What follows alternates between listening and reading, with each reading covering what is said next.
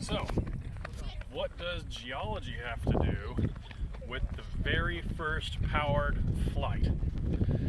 I'm in Kitty Hawk, North Carolina, and first off, all this grass you see around me, not really natural. This was brought in, I think, around a century ago to help stabilize everything, but right now I'm walking along the path of the Wright Brothers' first several flights. I'm going down here towards the end, towards their longest flight, so at one point they were flying along here just ever so slightly in their little plane, and probably waiting for just the right wind to make this happen. But the important part of this is we're on a barrier island that is dominated by sand dunes, and if you look here behind me, there's a big hill back over there, which is really kind of unusual.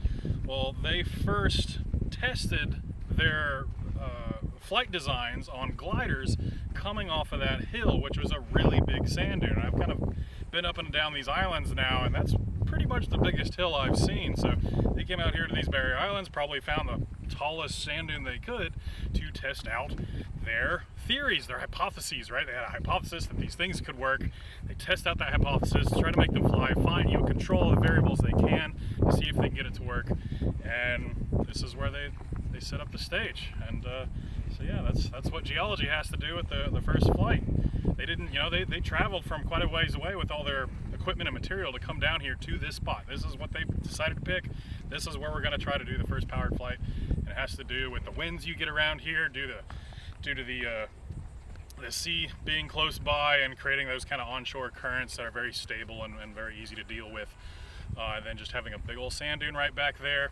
If you crash in the sand, it's not that big of a deal. Hopefully you can survive it. You don't want to be flying around on sandstone, right? That's a bad idea. It's going to hurt if you crash. So yeah, something I didn't realize till I came here. I was like, oh wow, kind of has to do with geology. It's a giant sand dune. Pretty cool.